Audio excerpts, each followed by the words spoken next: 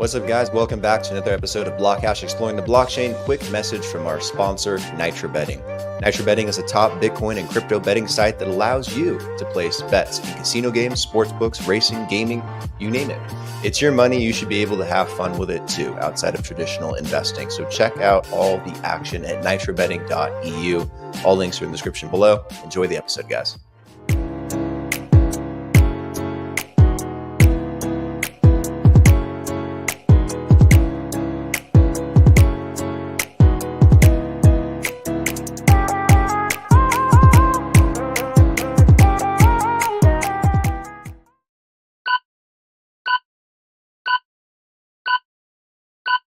What's up, guys? Welcome back to another episode of BlockHash Exploring the Blockchain, episode 363 today. Really getting up there. Today, I have the founder of Kryotech on the show, JB, here to talk about what they are innovating at Kryotech. We're going to talk about Vox Messenger, Vox Crypto, wallet solutions, everything they're kind of working on. They have a huge umbrella. JB, man, welcome to the show. This is going to be such an exciting conversation and super excited to learn more about you and your endeavors today, man. How you doing? Hey, Brandon, how's it going? Awesome intro. It's great to be here. Thank you. Here in the UK, it is horrifically frightful, horrible, very British weather. Rain outside. Our summer has ended with a jarring halt. I think we only had 2 weeks of summer in total. So it's dark and dank. And despite what looks like is sunshine on my face, that's all artificial lighting. Yeah, man, I don't envy you when it comes to the weather. Unfortunately, I'm a little spoiled living here in Colombia, where it's sunny and 80 degrees, 365 days a year. Yeah, I guess there's some benefits potentially to living there, especially within this industry. But in terms of weather, I think I got you beat on that one. Almost definitely. Let's start off with an introduction. I'm sure people would love to know more about you. Like, who is JB? What's your story? How did you wind up where you are today? Okay. It's a bit varied. It goes about the place. Well, actually, myself, I'm originally from Birmingham. I'm just a kid that grew up in a council estate in a part of the United Kingdom. If you don't know the United Kingdom, Birmingham at the time was kind of rough. Had a bit of a crime rate, should we say. It's kind of like it was the Midlands of gangsterism, basically. So I grew up there in the 1980s when you got great things like poll tax riots and everything everywhere. In fact, my sister and I were almost born in prison because my mother was protesting poll tax riots, poll tax being a massive tax which basically just wanted to rob everybody, pretty much like everything in the UK. So childhood, homeschooled, council estate, went from there, went to college, and originally I wanted to be a filmmaker. But in the UK, you can only kind of get money to make films, to either make a Hugh Grant rom-com, which I have no interest in, or to make a gang-related drama filled with black people shooting each other, which of course reinforces stereotypes I have zero interest in perpetrating. I like martial arts movies, I like Shaw Brothers, Chinese Ghost Story, that's my stuff. So after realizing that very, very quickly and getting turned down for loads of funds because my film scripts are freaking wild, I was like, right, I'm going to 3D. Screw it, I'm going to 3D where you can build anything you want and just do anything. And then I started realizing, because of my coding background and my science background, I learned very quickly that with 3D, you can start creating such wondrous things. Anyway, spin the clock forward. So I go to London, go to university, do my degrees, meet a woman, have 4 children. It ends a little cataclysmically. That's ended well. I mean, I've got my kids living with me, but for one point in time, I didn't have access to my children, and we had a cataclysmic breakup. So to kind of stop myself from going insane, I decided, right, I'm going to get into app development and build myself an app. I'm going to build a messaging platform, and I'm going to do it so I don't turn to alcohol, drugs, and women. And then I suddenly realized, there's an actual space for this. When I started researching everything around me, I came to the realization that everything in the world is based on exploitation, be it the transatlantic slave trade of my forebears, or be it the Cambridge Analytica brain suck of Facebook. There is exploitation of all of our digital souls going on 24 hours a day. And when you actually look at the cost-benefit analysis of what you get as an individual for giving up your digital soul, what do you get?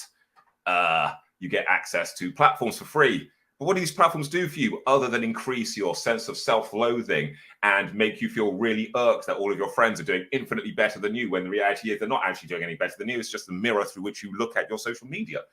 It just gives you mental health issues.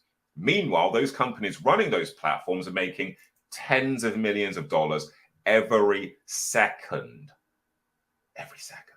Just from you clicking a like, just from you telling them what your advertising preferences are. And, you know, it revolted me. I was like, God damn, that's a problem.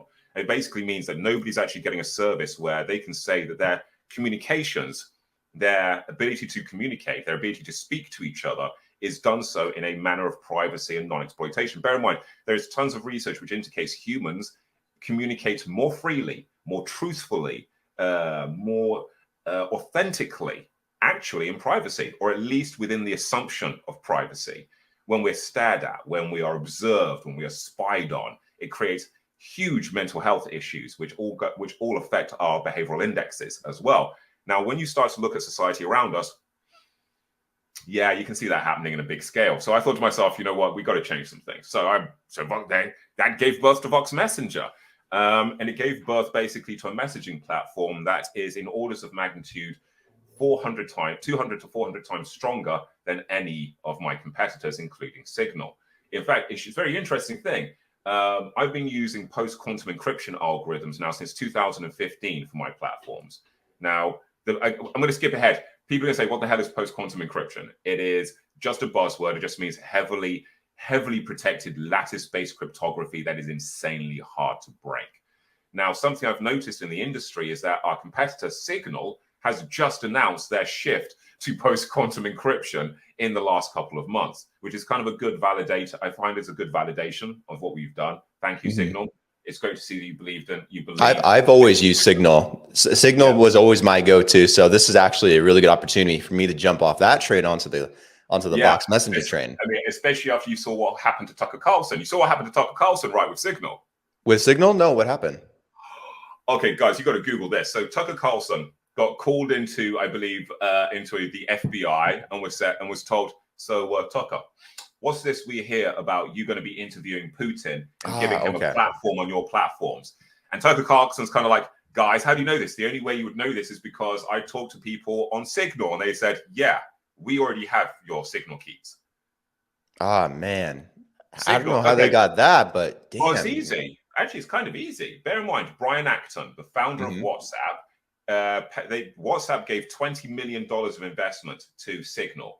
Moxie, the founder of WhatsApp, he's kind of he's a bit of a character, that Moxie, bit of a personality CEO. He sometimes says one or two things that may get your ass cancelled,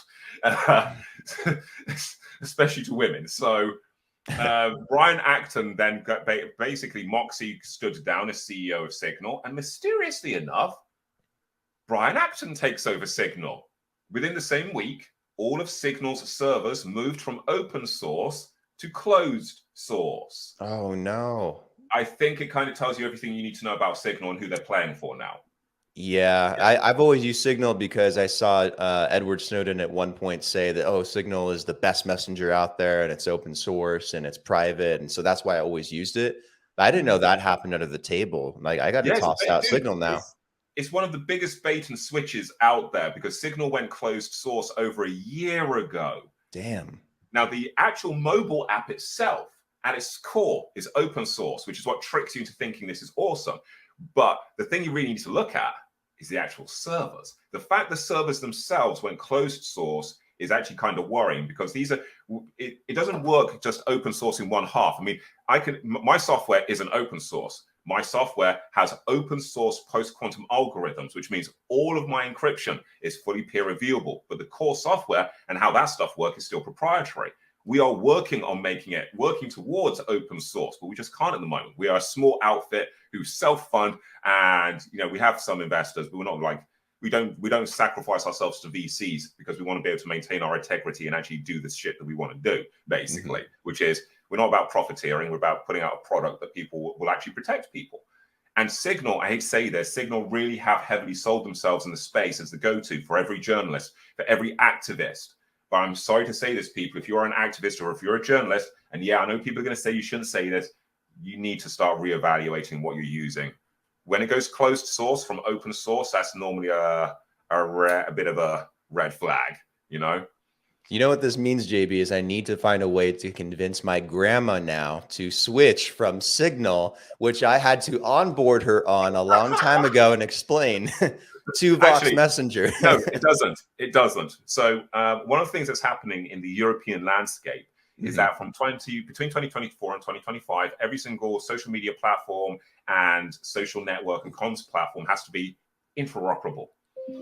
What does interoperable mean? What it actually means is that if you're using, say, Vox Messenger, you should be able to talk to anybody who's on WhatsApp, Signal, Facebook, Instagram, or Telegram without needing to subscribe to their platforms. And yes, we actually have done it. We're actually we're focusing on Vox Crypto and the current iteration of Vox Messenger, but the next generation version of Vox Messenger, which we're releasing in summer 2024, is not only completely decentralized, as in there is no central servers of any kind for you to worry about having to have open sourced in the first place. It is also interoperable, which means you'll be able to look in your contact list, and anybody that's on any other platform, you won't have to get them to sign up to you. You won't have to onboard them. You'll literally be able to just tap them and use and actually talk to them inside of your Vox Messenger client, just the same as if you're on their clients. Interesting. It's kind of like, by the way, we're doing that for free. Yeah. Nice, man. It's kind of like Proton Mail, huh? Where you can kind of send messages like through like Gmail as well and like receive them, but you still have the benefits of Proton. Yeah, it's very much, I would say we're probably closer to Element and Matrix. Okay. Now, if you look at the history of the Matrix Foundation and Element, the Matrix Foundation is founded by a guy who, funny enough, also worked with Signal originally and WhatsApp. But he actually went off and did his own thing because he's actually ethical and wasn't in it to sell secrets to the US State Department. You know, he was there for a purpose. Bear in mind, look at where Signal was founded from. Signal made its money from, originally got its initial funding from US State Department funded funds, which are there to fund projects in countries of interest under the guise of providing protection for activists. It kind of is and it isn't. It's kind of a program where we'll fund you because you can do something to help us potentially bring democracy to that country. You see what I'm saying? Yeah. Right. Yeah. Let's talk about some of the benefits of Vox Messenger, maybe over things like Signal. Like, what do you guys do differently? I know we mentioned the post-quantum encryption. You know, what are some of the other benefits, the other uses, the things baked into it that I can convince my grandma of? Because I'm going to have to do that at some point, as well as my friends and family. So what does it entail? Tell me. Okay. So at the moment, we're only on Android, but we are releasing on iOS in about 3 weeks. I have Android. That's perfect. Yes. Anybody sensible has fucking Android. I mean, right? Bear in mind, whole other conversation. Let's not get twisted. If you believe an Apple user, they run the world. But if you actually look at mobile stats, they're like about less than 20% of actual all global mobile usage is actually Android, Symbian, and feature phones around the rest of the world. Bear in mind, we're talking about the rest of the world as in BRICS nation outside of the Western, the Western paradigm, as it were. The big, the biggest market. So we've got iOS coming out, and we also got a desktop client coming out for Windows and Mac as well. So unique features. At our core, we have open source post-quantum encryption algorithms, which are lattice-based cryptography, which are all NIST finalists. NIST being the US Foundation's tasked with the standardization and the auditing of this technology. We also have a number of special features. One of them is Incinerate. Now, with Incinerate, as you know, everybody says, delete for everyone. But what it should actually say is, delete for everyone but us. Because the reality is, Facebook and WhatsApp, they keep a copy of that message, even once you've deleted it on their server, in any case, for ads revenue metrics generation and general analytics. It's there. We can demonstrate, actually, in real time, that even though we have a database, which is based on Firebase, because it's cheap and we're a startup, by the way, hence why we're doing the new version, which is completely decentralized and has no database of any kind. With it being Firebase, everything is completely end-to-end encrypted. No one can read it. I can't read it. Google can't read it. No one can read it. Not even the British government can read it, and that's why they're kind of a little bit irks. No one, not even the NSA, I'm afraid. They haven't managed to penetrate these ones yet. Incinerate deletes the message and content from the sender handset, the receiver handset, anybody in the group conversation, and every transit and storage server that it went through at that time, which basically means it functionally truly disappears. Even Signal claimed to have disappearing messages, but again, are they really disappearing? Given that the server is closed source, you wouldn't know. I mean, we actually are willing to even book previews so people could actually see this happening in real time. That's how confident we are in our tech, which is a pain in the ass. Trust, it's going to be a pain in the ass if 1,000 people ask for that. But you know what? I'll make time and we'll do it because I'm about transparency and accountability. So Incinerate, true message deletion. We also have, already have encrypted HD video calling as well, but we're expanding that out so that we'll be directly competing with Zoom. So you will be able to do all of your Zoom kind of calls inside of Vox Messenger. And I worked out that we're roughly £2 to £5 cheaper per month than Zoom are anyway. Oh, and our stuff is natively encrypted, whereas Zoom, you have to enable that later. Interesting. So that's coming in. We're also going to be integrating directly Vox Crypto into our system. So basically, very soon you'll be able to do crypto transfers, crypto purchase, and crypto sale within your messenger natively. That's right, ladies and gentlemen. Kryotech built the Western version of WeChat before Twitter and Elon Musk did. Yes. Congratulations. That's awesome. Yes. and before X, I guess, because I think Elon is moving that direction too. Yeah, I mean, Twitter. I still call it Twitter. I'm never going to call it X. Sorry. It's always going to be Twitter. It's always going to be Twitter to me. Look, I get confused as hell now. I mean, by the way, X is a beautiful example of branding because when you move from one brand to the other, it does become confusing. I mean, I'll give you an example. And Elon, I know you don't watch any of my stuff because I'm such small fry, but if you did, here's a note for Twitter.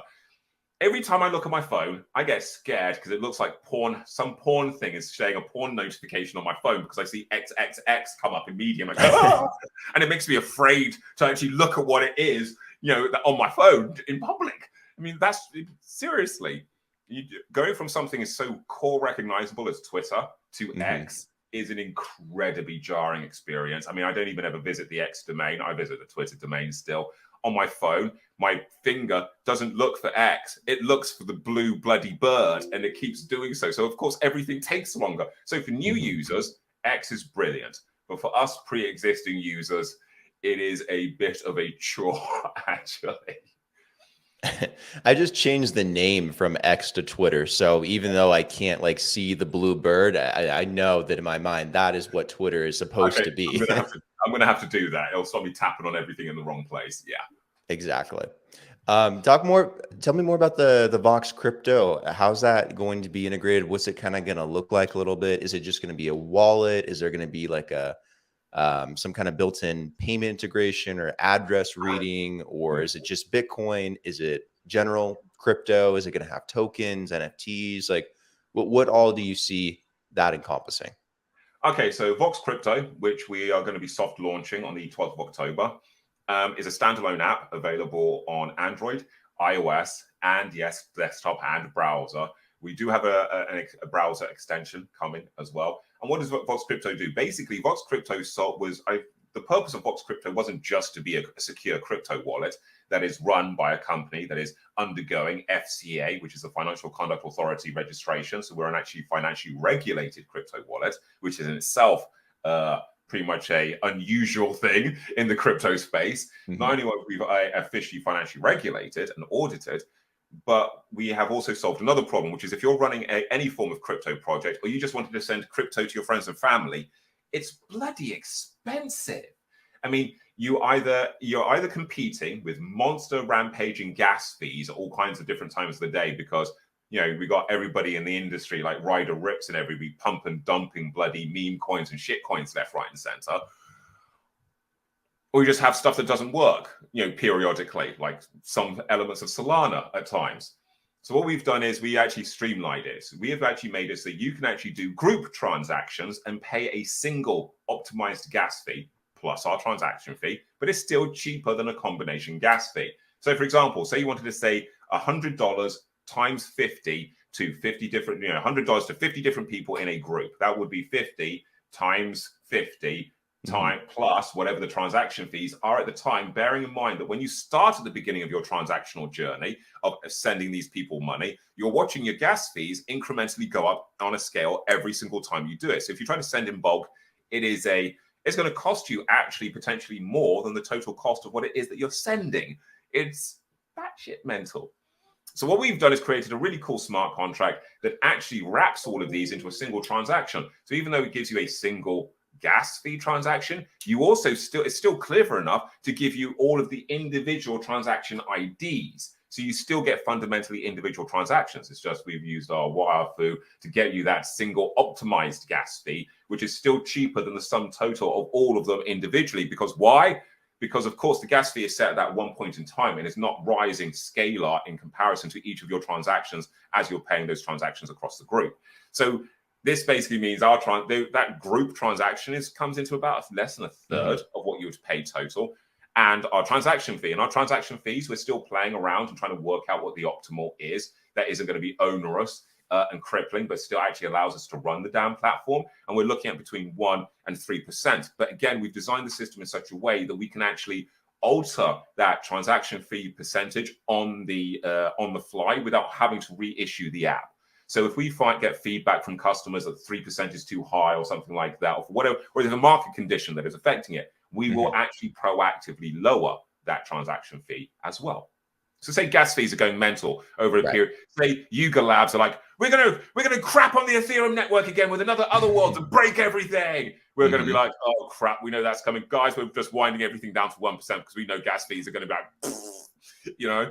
Right. That's something I hate about the Ethereum ecosystem so much, for a chain that's been around for as long as it has and for, dominating the global DApp market still to this day and having really good stiff competition. They suck. I'm sorry, but Ethereum just sucks when it comes to transaction fees. That should not be happening still. And even after implementing the Shanghai upgrade earlier in the year and doing all these things, fully moving to proof of stake, you still haven't seen really anything change. And it's you know why though, right? For what? Okay, so the merge was the merge of the Shanghai upgrade was potentially the single biggest threat to conventional banking that was happening other than Solana and other platforms, because Ethereum was about to become mainstream operational prices. Now, this is what I really hate about proof of stake.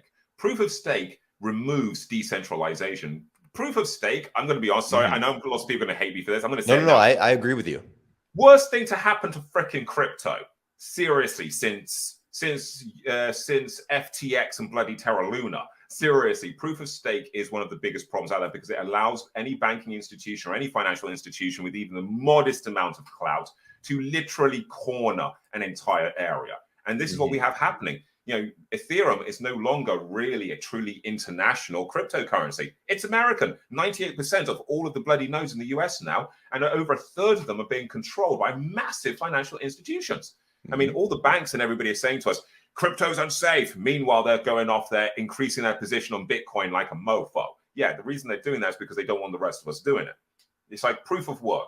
Proof of work is actually the only true blockchain that's actually truly worth a damn. They will tell us that it is environmentally unsafe. It is not. There's kind of a half truth, half lie to this. So when a fusion technology becomes mainstream, which is basically by the end of 2030, there's loads of commercial enterprises in fusion happening right here and now in the United Kingdom, the EU and the US. It's here. It's coming. Free energy is here. Once you have fusion technology, proof of work all of a sudden becomes the single most feasible way of actually transacting energy, because cryptocurrency actually is at its core just the transaction of energy. It's not actually the transaction of money. That's just the bacon bits. It's actually physically the transaction of energy and of us energetically doing something or energy being poured into running a server for the proof of work system. The half of the lie that is environmentally unsafe that everybody's not telling you is that proof of work is not environmentally unsafe, actually. Proof of work only becomes environmentally unsafe if a bad actor or financial organization decided to want to corner it, because it means they need to create processing power that is 4 times that of what's currently in the system to actually overtake it. So that's what so it's kind of a half roof. Yes, proof of work is ecologically unsound, but only if we try to corner it. So let's move you all onto proof of stake, where we can control and monitor every damn thing you do. Yeah, exactly. sorry. Proof of stake should be renamed to proof of cloud, because essentially how it works is, if you are a large bag holder, then you have priority, and the larger your bag, the more the priority. It's very simple. How is that fair? How is that democratic? It's just more consumer capitalist BS. Exactly. It actually undermines the whole point of what blockchain is for. At that point, I just don't even call it a blockchain anymore. It's just DLT. But that's why I like Bitcoin so much, and why proof of work is such a well-proven and strung out concept that makes so much sense. The whole energy side of it is well overplayed at this point. If you think about it, yeah, Bitcoin as a network uses a lot of energy, but it's the most justifiable use of energy, I think, of anything else in the world that consumes a tremendous amount of energy. It's a great endeavor. Do you know what the two biggest threats to our ecosystem are in terms of global warming? The banking industry has to be one, and the mining industry is another one, probably. No. And it's really simple. Okay, so the two biggest threats to global warming: one, Starship, Falcon 9. Okay, so every time Falcon 9 heavy booster is being launched, it rips a hole in the ozone layer, which doesn't basically reseal itself instantly. It can take hours to days to reseal. Now, Elon Musk's plan is to increase launches of Falcon 9 into double figures over the course of a week, and to have at least 5 Starship launching a week. This basically means he's going to rip a hole in the ozone layer, which will not have any opportunity to heal at all. That is our single biggest threat to global warming, actually. We actually need to backpedal the number of space launches we're doing until we can actually work out a way of mitigating or reducing the damage to our ozone layer, because the ozone layer, people, we need that. We really need that. You're going to look blacker than me by the end of 24 hours with no ozone layer. Trust. Seriously. So we have excessive space launches, which we do not entirely understand the impact of on the environment around us. We don't understand the ecological. We do not understand the vibrational, the acoustical. There's a whole bunch of stuff we do not understand yet. Bear in mind, the vibrational frequency of the Earth, the Schumann frequency, is something that humans actually need. It's something that is part of how we regulate and time our bodily functions. The more we interfere with that, the more we're actually going to create what we would call aberrant occurrences, which means we could start to see effects on people's psychological state because of this. I mean, there's a lot of really crazy things we're not looking at enough. Then we have, of course, the billionaires jet-setting about the place on their private planes, including I'll give you an example, our own Prime Minister, Rishi Sunak. Yeah, you. Rishi Sunak going to eco conferences on private planes. I mean, in fact, they all turn up on private planes.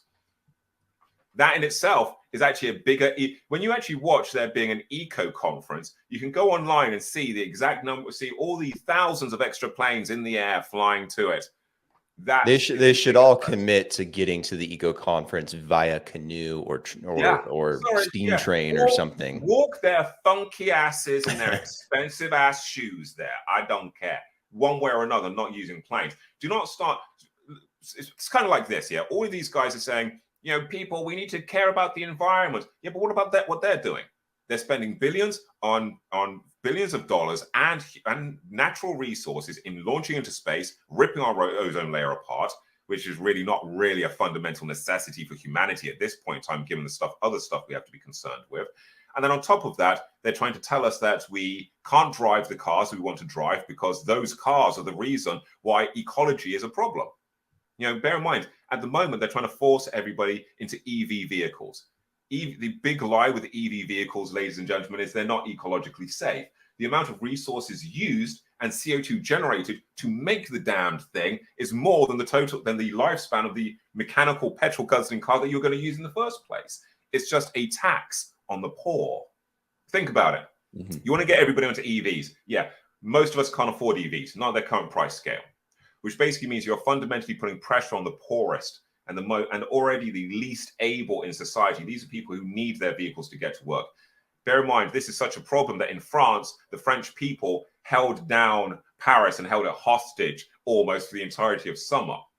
You know, France is in riots because of stuff like this. The rest of us kind of just go, okay, give us some more. I love my Tesla. Hey, yeah, no.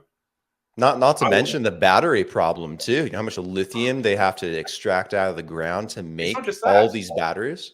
It's not just that. When you have a battery, and when you have one of those batteries and it explodes, it takes like, what, 7 times the amount of resources and emergency staff to put the damn thing out, because it's like napalm and won't go out. I mean, all of these people are driving around in vehicles which have gaping holes in their body panels because of poor quality construction. Batteries not being properly tested potentially. Why?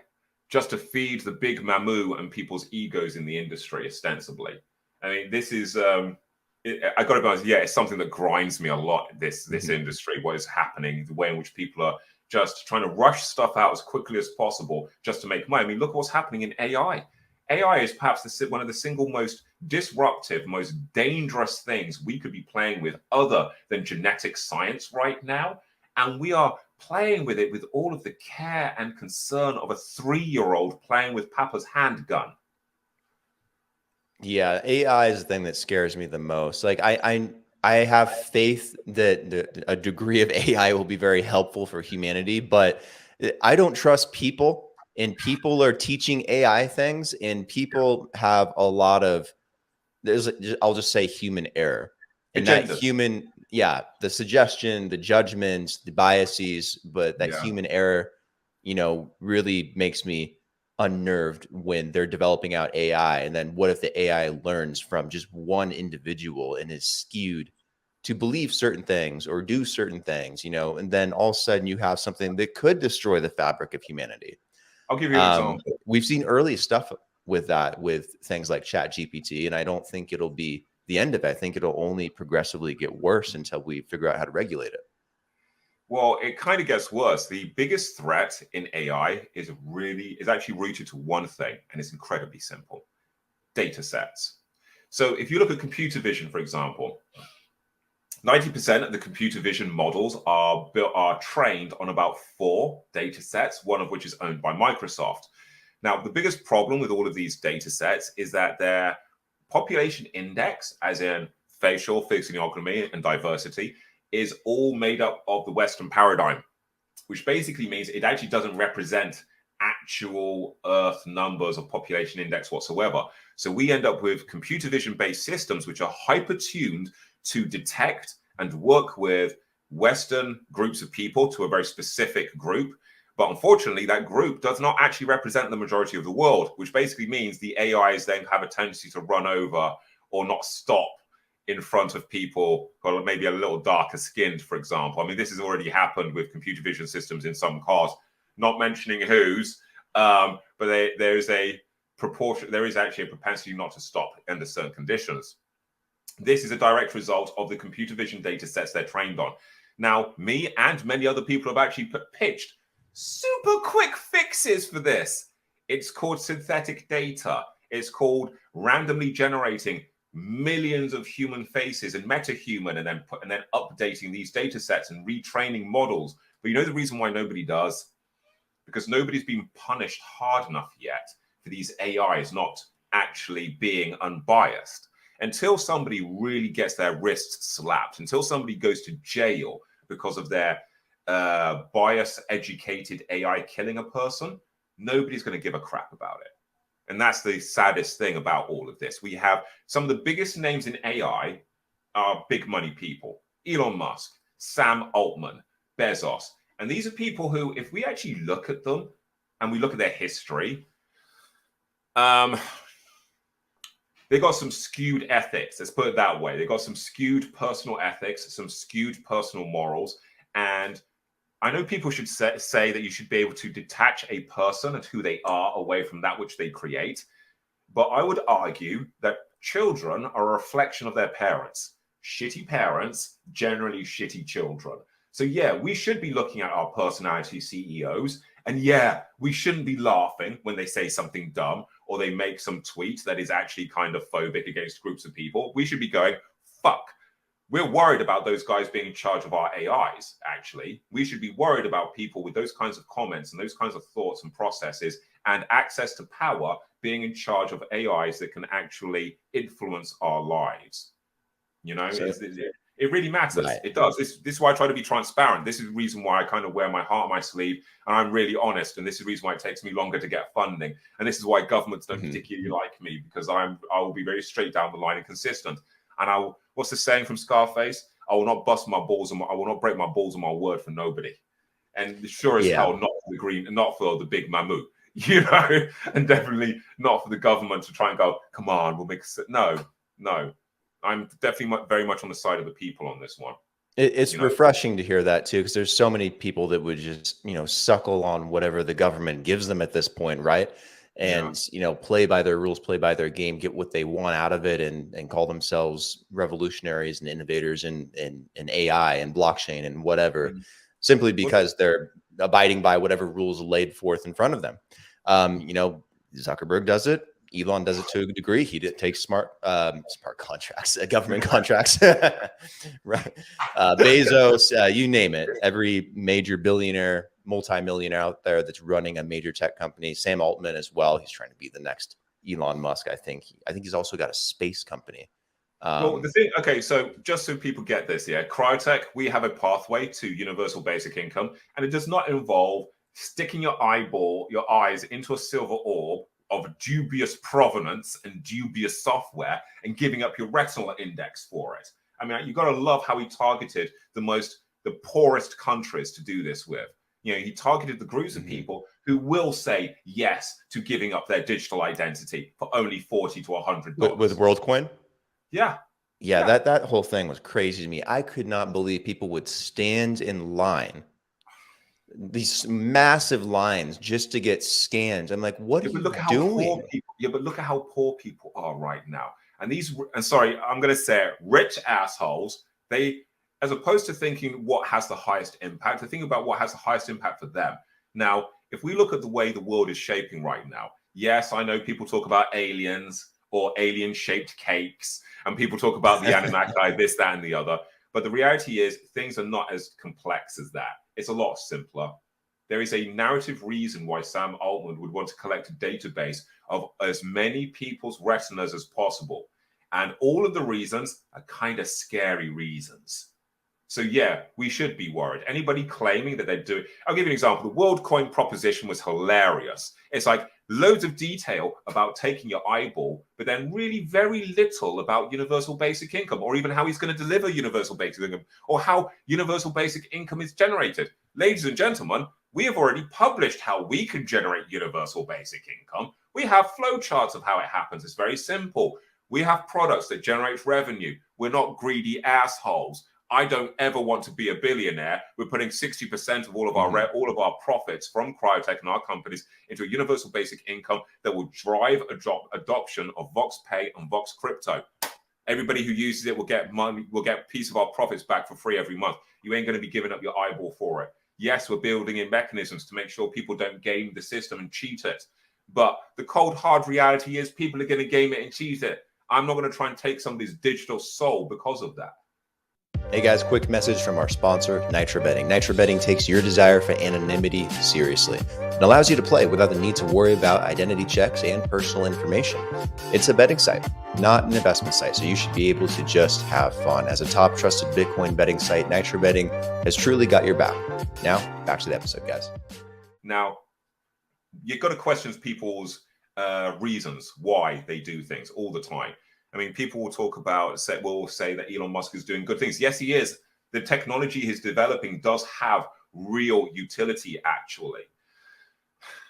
Unfortunately, it's also the other side of things that can be done with it that worries me. And it's also the people that he ethically and morally aligns himself that cause that problem. Because, yes, I get the whole thing about Democrats, Republicans, anti-establishment, this, that, and the other. Ladies and gentlemen, they're all flip sides of the same coin. They are the same. There's no difference between them. It doesn't mean shit if Elon Musk is backing one guy over another. They're the same. They ain't going to give you freedom.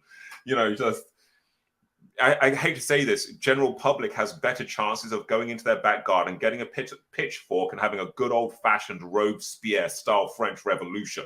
That is what affects change, not cozying up to billionaires, listening to their promises, and hoping that every time they pump and dump a coin, that you'll be able to ride along on their coattails and become rich like them too. No, you won't. They will. Their friends will. You won't. Look at everybody who did this. People jumped all over Terra Luna and Do Kwon. Bear in mind, he did exactly the same thing. He targeted India. He targeted China. Sorry, he targeted Africa. He targeted some of the poorest population indexes in the world to exploitatively remove money from their pockets. And I hate to say, I just see it the whole time. I mean, I've been in the crypto space a while, and anybody who knows me will probably know me from a few Twitter live spaces.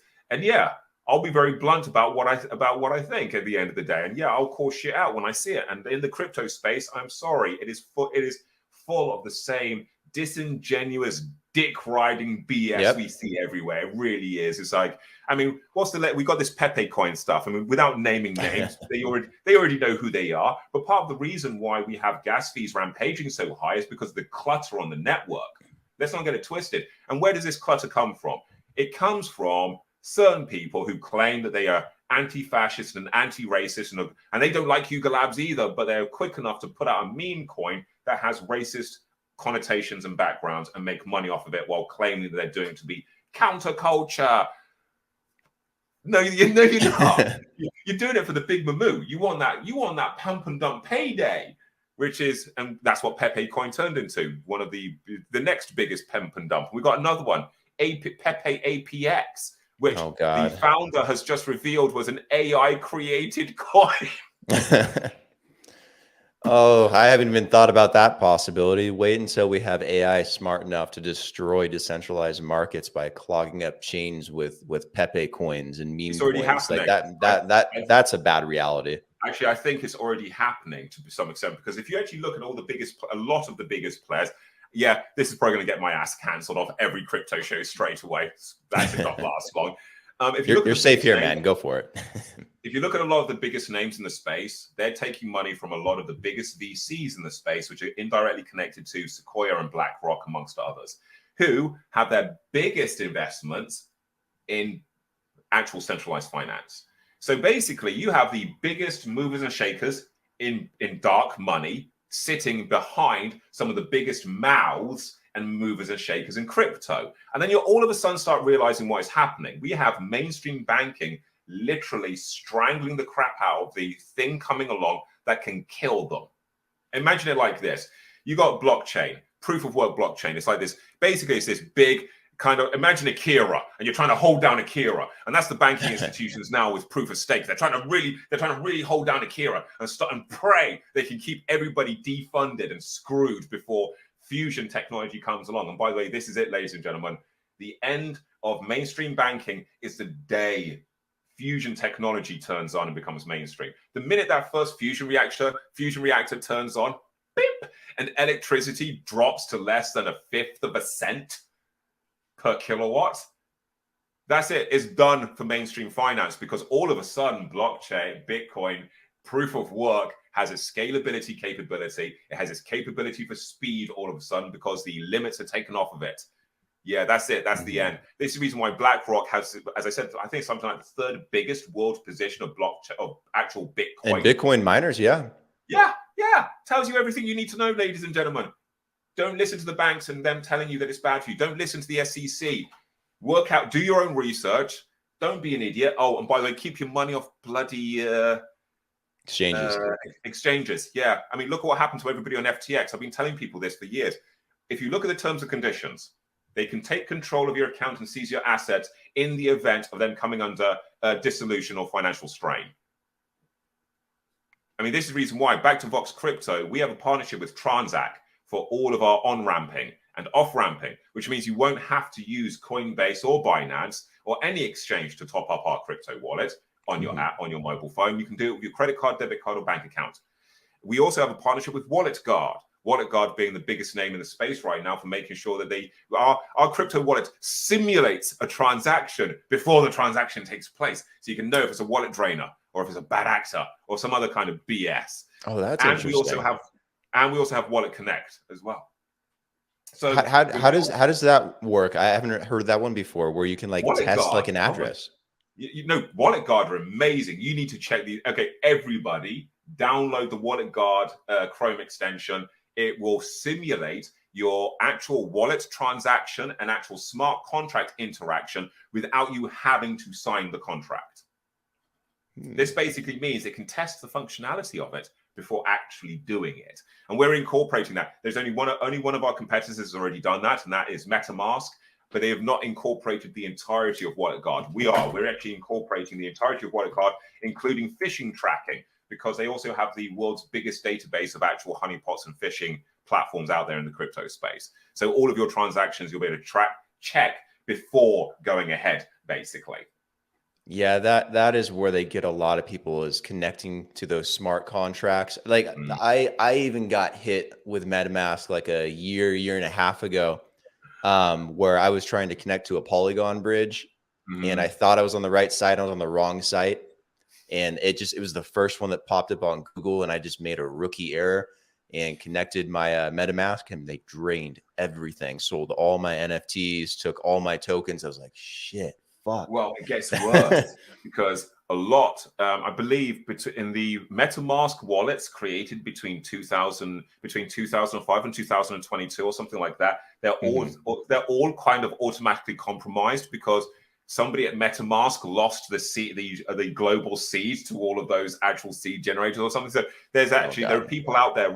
Dude, it happened to me. I had a kid called Beast. I posted on Twitter I had it. Within 4 hours, it was drained out my wallet by the wallet itself. Damn. That's why I don't use any of those light wallets anymore. I don't have MetaMask anymore. I don't trust it. No, I mean, I use when Vox Crypto goes mainline, I'm going to be using it for all of my stuff. But at the moment, I use Trust Wallet. Wallet, I have that one too. It's not the easy. I mean, the design is. I mean, MetaMask has got a more intuitive design, but Trust Wallet, it works. Although Wallet Connect, the shift from Wallet Connect to V2 that nobody else seemed to have done yet means it just doesn't work on most sites at the moment now. I'm just like, But yeah, we're using Wallet Connect on ours as well because it's actually a lot safer than other ways of connecting to these systems. And because we combine it with Wallet Guard, it means we're covered. And we're also we're looking at partnership with another API firm that does real-time threat analysis of different industry sectors. And we're going to be incorporating industry-wide threat analysis inside of your app. We're also going to be adding contact threat awareness, which is where the AI is analyzing how your contacts behave in the social space and whether or not there is a high chance that they will actually bring a threat to you or not. Oh yeah, we're talking about probabilistic threat analysis. Oh yeah, that's good. I love it. It might be too deep for, I think, the average person, but I mean, I can see a whole group of people geeking out on that and analyzing the shit out of everything. Oh yeah, I mean, we are working towards incorporating crypto track and trace into the application so that if you lose shit out of your wallet, you'll actually be able to get it. You'll be able to find it and locate it. Because bear in mind, finally, the real world laws are starting to synchronize with the virtual world. People are finally facing real world punishments for being crypto dicks. I mean, admittedly, picking up a founder and shoving him in the back of your car and roughing him up is probably like the top end scale of things. But I get it. You know, after this stuff that's going on, yeah, I get it. But don't forget, what was that guy in the crypto space who's just been given 2 lifetimes for mis-selling on an exchange? So, you know, it is happening out there. Finally.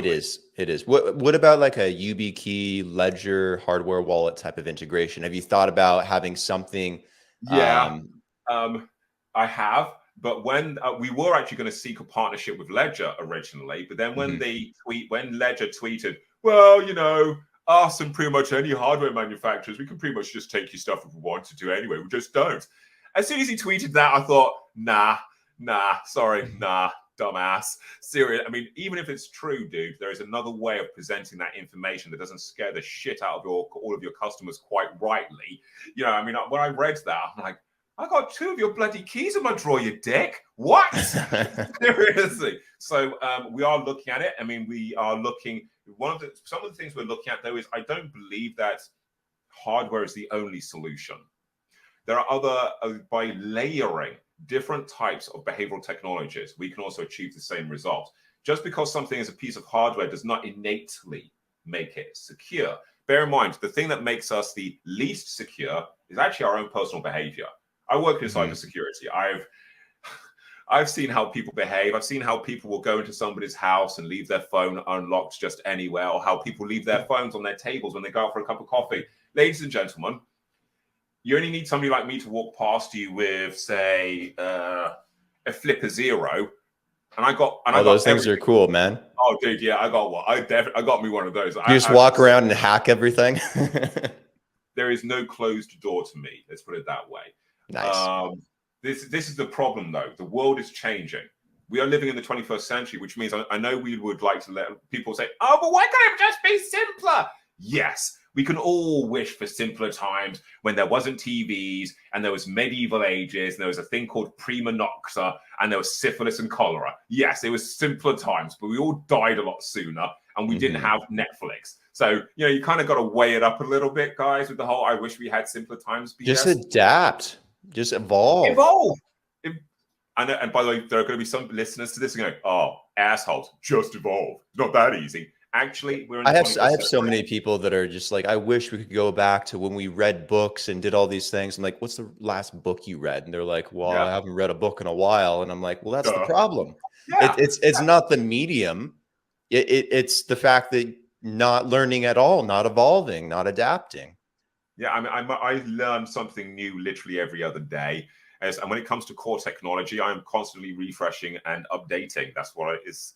Evolution is a constant thing. We have got too used to complacency. Comfort is actually a bad thing. Comfort makes you lazy. Comfort makes you... I'll give an example. Look at the industry. If we look at messaging, all of the messaging platforms were very comfortable. They had their user base and they had no competitors. And that's the reason why there has been zero innovation in the space pretty much until I came along and brought out Vox Messenger. If you look at the crypto space, everybody is running around building the same things, not seeking regulation, because everybody wants to make their nut pump and dump and get out before the regulation train comes. But the reality is actually there's more money to be made actually in a regulated market that is sustainable. That's not greed, actually. That's actually just looking at the bottom line and looking at sustainability. Yeah, pump and dumps are good. Yeah, pump and dumps are fine. But what do they actually achieve? Nothing. Pump and dumps will give you a spike of money, but then what do you get? This is pointless. These people are very short. I would say there's a lot in the crypto space. We have a lot of short-termism. There's a lot of short-termists out there looking at like short-term projects for rapid yield and reward. The problem is that is not sustainable. Look at the NFT market. What was it? A recent article came out that estimated that 90% of all NFTs in the market are entirely worthless now. I mean, who saw that one coming? Honestly, they're just JPEGs. Let's not start getting taught. I mean, don't forget we have all those maxis who are obsessed with ordinals, which is, by the way, ordinals. Okay, we should be worried about ordinals because ordinals are going to do to Bitcoin what meme tokens are doing to Ethereum. And that's the reason why these banks and all these big money players, remember what I said, the biggest mouths in the space are all backed by the biggest dark money in the financial space, and they're all pushing ordinals. They're all pushing a thing that will clutter up the network and reduce TPS rate even more. Isn't that interesting? Just as about 2 different companies announced they'll have fusion reactors online by 2026, 27, 28.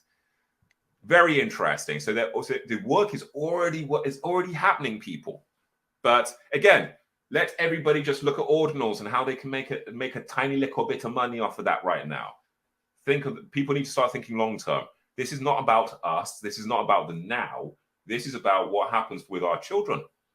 Our grandchildren. Yeah, I don't think the base layer for Bitcoin will ever be truly used for payments. I think it's well beyond that point now where I do think obviously people will buy it and hold it because they see it as a digital asset more than they do money. And I think if Bitcoin is used for payments like directly, it will likely have a layer like Lightning Network probably to facilitate that. So I don't see ordinals going away. I don't know, to the extent that they will blow up, or maybe they'll just come in phases. Who knows? No, But it is an issue. It's already blowing up, and I see a lot of push. I mean, if you look at some of the biggest projects on Ethereum, what are they doing? They're now replicating themselves on ordinals. So if you start scaling that up, that's a really rapid attack. Actually, you could almost consider a kind of like a data dump DDoS attack happening on the chain, basically. Now, if we've already got Yuga Labs with their really pointless paintings, which are just not being funny. I replicated one in Photoshop in less than 3 minutes. That's how world-shatteringly amazing they are. Again, it's just this is being led by a group of people who all have a financial interest in maintaining the status quo. Yuga Labs, all of these other projects like Zagabond's projects, none of them have any interest or actual benefit to decentralization. Actually, they don't get a benefit. They get a benefit from proof of stake. They get a benefit from locked up money. They get a benefit from a centralized system. So all of these people who are really like dick riding all of these big projects saying, I mean, this is about blockchain, blah, blah, blah, blah. No, guys, you're actually making it worse. You're part of the problem. Stop infantilizing these founders and treating them like they're gods. No, they're just normal human beings who need to be held accountable. We need to stop pretending that when a founder misses a deadline for a launch, that it's okay. No, it's not okay. Sorry, that NFT, look at it like this. When you go to PC World and you buy a computer, do you go to PC World and go, by the way, I'm okay with waiting like 6 months for you to build it? No, you bloody don't. It's there. It's done. I think we can move past. I think we're all old enough, and I think the industry is all old enough to move past the point of actually believing when founders say, we need to do millions of token raise and we promise we're going to build you something. That's always a big mistake. I mean, that was always a big mistake from get-go. I hate to say it mirrors what happens in the investment market. In one of my companies, Digin, which is where we do volumetrics and 3D scanning, we are going through a raise at the moment, and it's fascinating. I mean, the amount of people who go out there, they haven't even got a product. We've got a product, but I'm outspoken, so it takes me longer to raise. There are other people out there, a lot of them, who have literally got a business plan and a financial model that promises to make money. But no product, not even a fucking MVP, nothing other than maybe a little demo or some screenshots on Figma. And they will raise millions on this.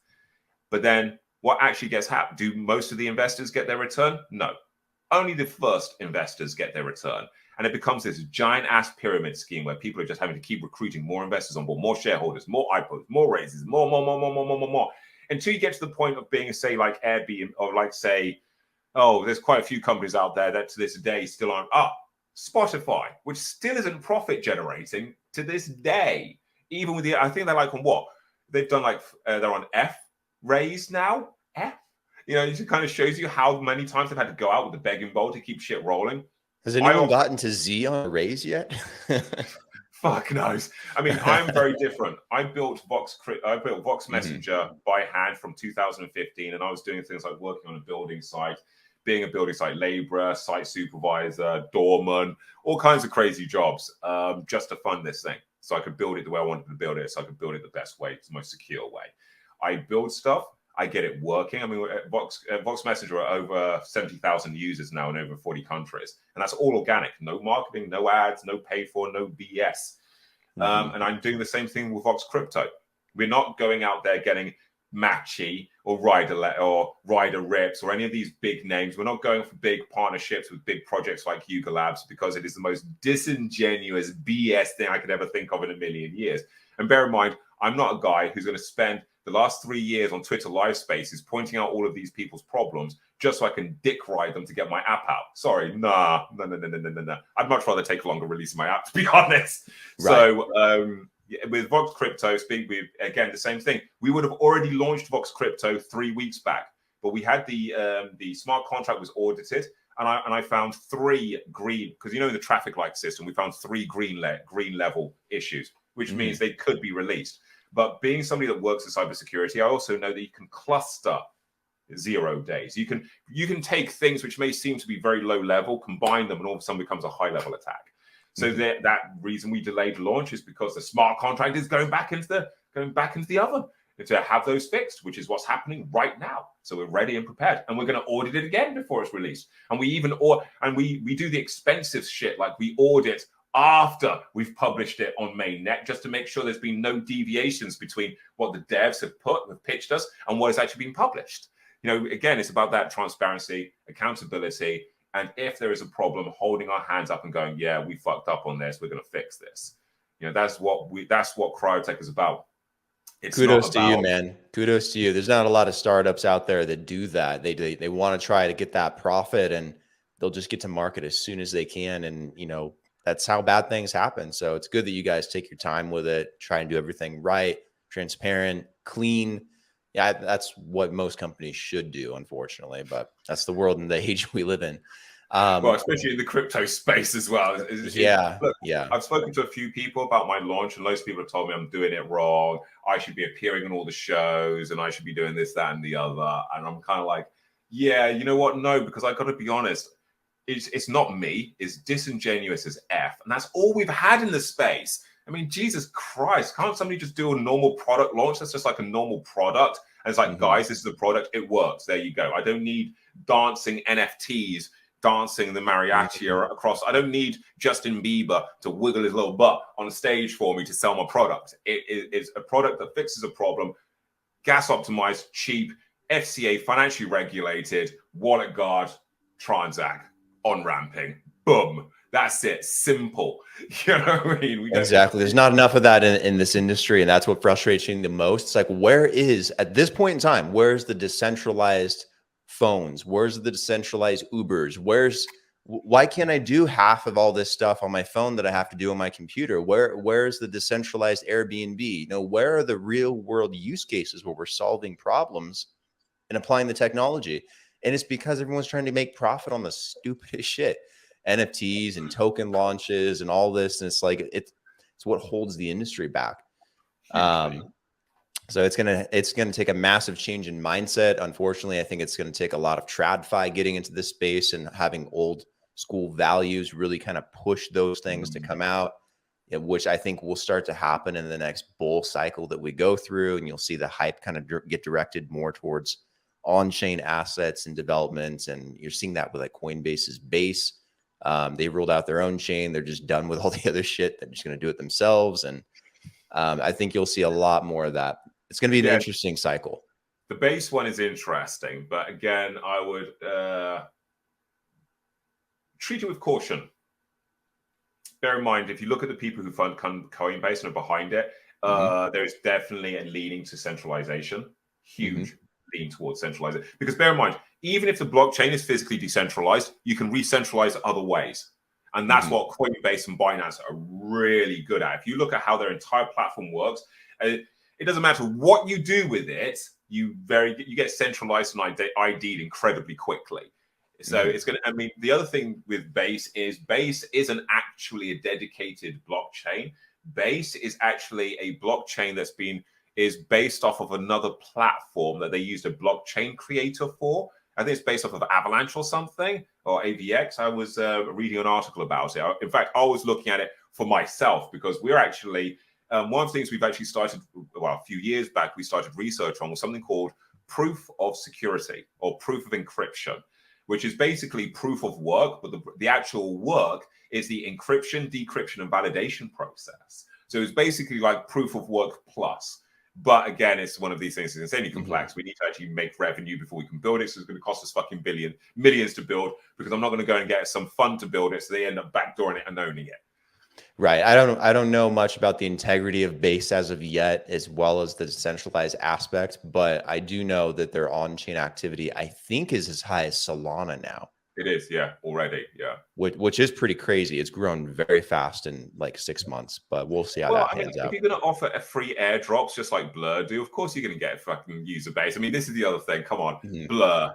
They destroyed the NFT marketplace. I mean, that was insane. But again, it was obvious it was going to happen, because the NFT marketplace and all of this has been getting closer to derivatives and securities trading than anything else very, very rapidly. I mean, it's been heading towards Wolf of Wall Street penny share marketing days really rapidly. And this is where, I mean, we're at that point in the industry with all the platforms going down. We're at that Wolf of Wall Street point, actually, hence now the regulation discussion. But regulation is good, I'm afraid, ladies and gentlemen. Mm-hmm. It is. It's necessary. You know, if you want to stop people having to commit suicide because they keep losing their money on these platforms which are just there to pump and dump, we need some form of regulation. And it will help mainstream adoption too. I agree. It'll clear up so many issues. One, it'll clear up the scams, the Ponzi's, the bullshit, the FTXs, the Voyagers, the BlockFi's, the Celsiuses, things like that have happened in the space like that. Boom, gone. You know, we'll have at least less of it, a little bit more of a sensibility. And then on the, you know, traditional centralized government side, you'll get some agencies off your back too. You'll actually have a playground where you can do these things and you can offer things and you can find a little bit of an in-between. And, you know, maybe that's where decentralized technology can begin to flourish, I think, for the first time, because right now what we have is just, again, Wild West, uncharted seas in a lot of ways. And people are just doing anything and everything. You saw that this year with Pepe coin. It just continues. It's nonstop. And yeah, the sooner that gets limited, the better, I think, for this industry. I mean, it's also the internal culture. It's like, I've been a member of lots of projects, and you'll notice that as soon as when it's becoming obvious that the project is a pump and dump and that the founders are not going to fulfill their promises, you'll notice that you'll get a lot of the community go, oh, but we can't say anything, guys. You mustn't FUD out the project. You mustn't FUD. I mean, I've actually had this. I mean, I used to be I was a very big proponent of Orange Comet, The Walking Dead, which was an officially licensed Walking Dead project. I mean, this thing was beautiful, man. We're talking about beautiful. This Orange Comet had some of the first true HD 4K 3D assets as NFTs in the space. I mean, these things are a work of beauty, man. I jest you not. But they weren't cheap. Now, when you look at Orange Comet, they promised a lot and hugely underdelivered. There was meant to be an Unreal game. There was meant to be the way. First of all, it was going to be a play to earn game, but they very quickly backpedaled on that. Then it was going to be a card collecting game. And they very quickly backpedaled until the point where they just basically just said to everybody in the community across all of their Discord, guys, you know what? We're not going to give any deadlines anymore. We're not going to tell you when we're delivering stuff. We're just going to you just get it when you get it.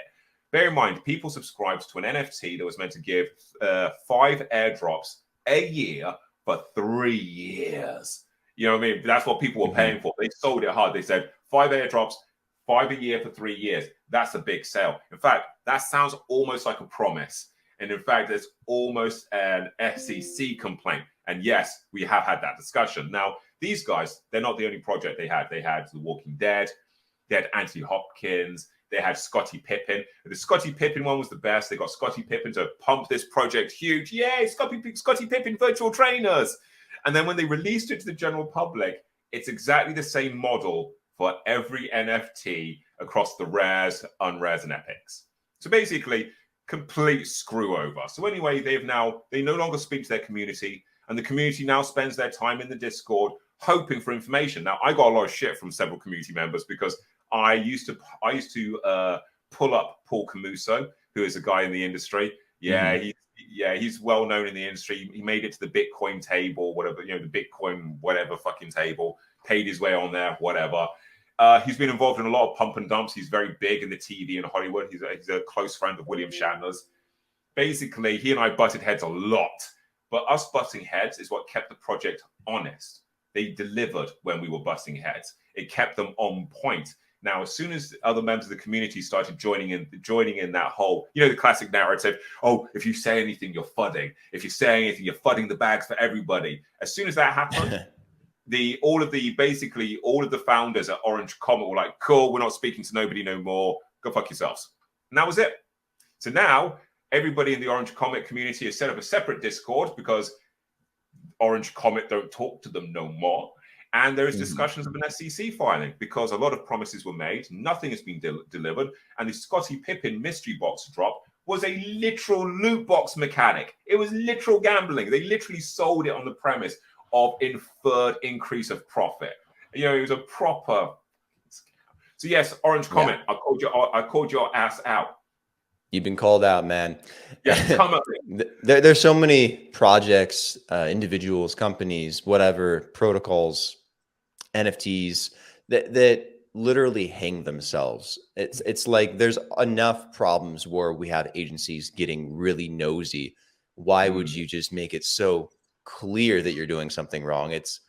It's another thing that irks me quite a bit about this space. But sorry to interrupt. I think I know what it is. In the space, everybody is used to everybody saying, but it's crypto, guys, you expect it to take longer. That's what they're working on. I mean, I spoke to other members of pre-existing projects of Orange Comet, like they did a NASCAR project, and they actually did some hockey, NHL projects. And they literally just, Kraken was one of them, Kraken NHL. It was like the first time a big NHL team had got involved in NFTs. And I've met some of the people involved in that project, and they dumped tens of thousands because they're like super fans.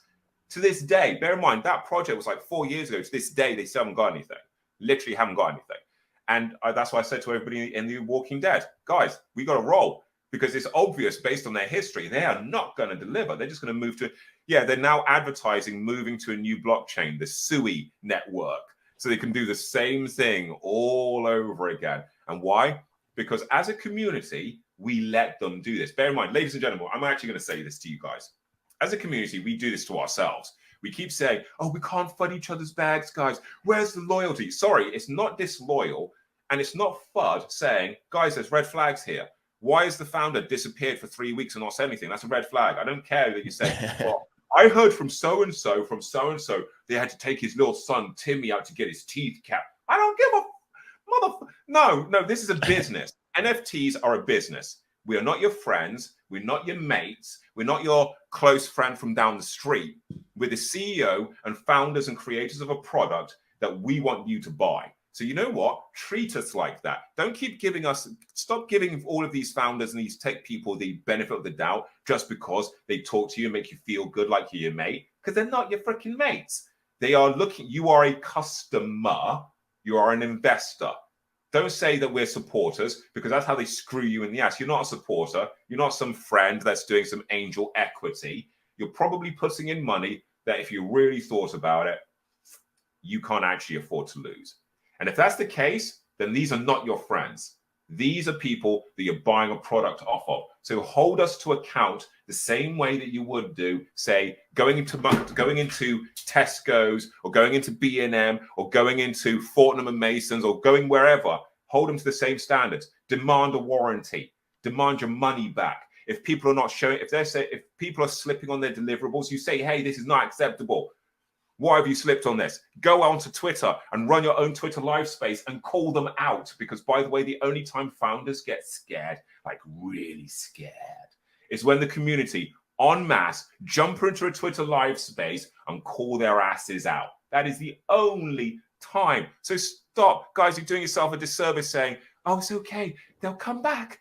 They're going to come back.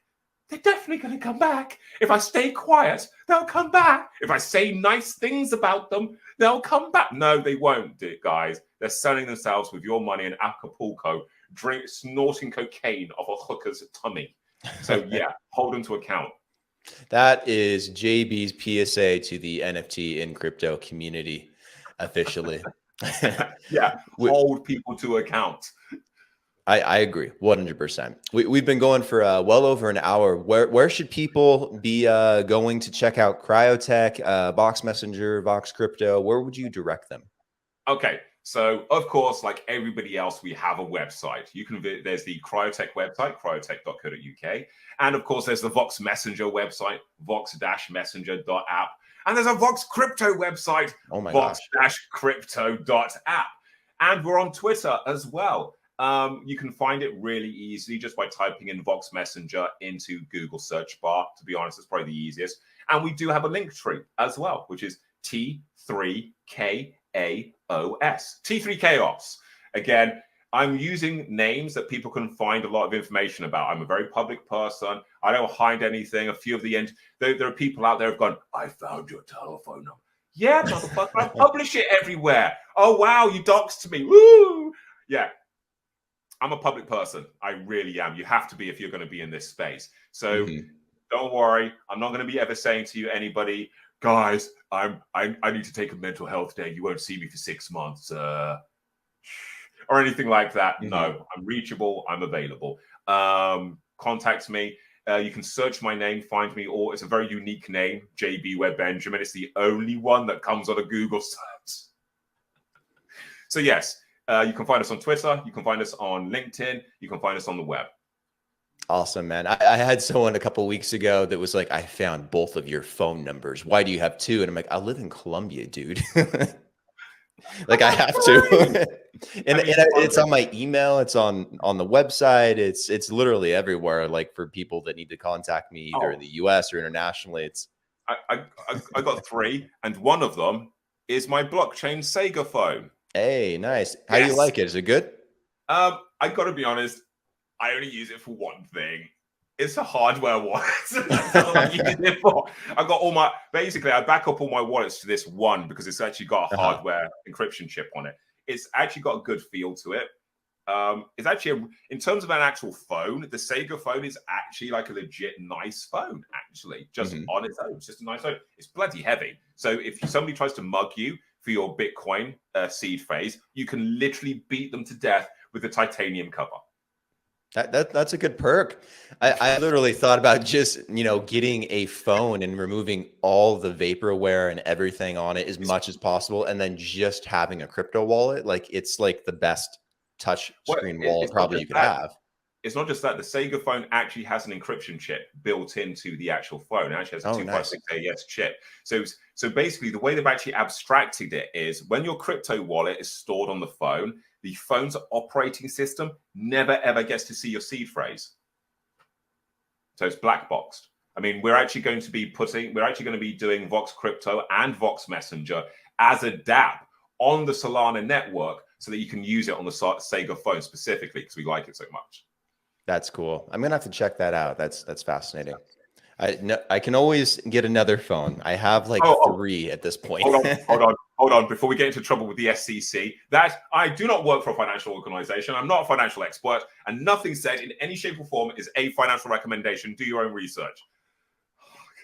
100%. Anything said on this show, period, is purely educational. We don't offer any kind of advice. We don't sell anything. This is for your educational benefit and to learn. Please learn something from this show, from JB, from myself.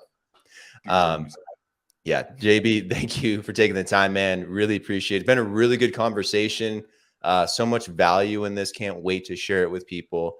And let's do it again sometime in the future. And I'm definitely going to be using Vox Messenger. So Signal, goodbye. I'm sorry. Hey, I'm going to use that as a quote, man. I'm going to use that as a quote. I like that. Perfect.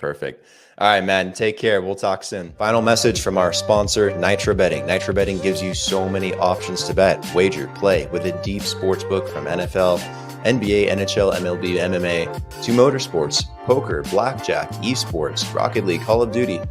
You name it. There's plenty of diversity and choice. So go to nitrobetting.eu to experience everything they have to offer. All links are in the description for the episode, and see you guys on the next one.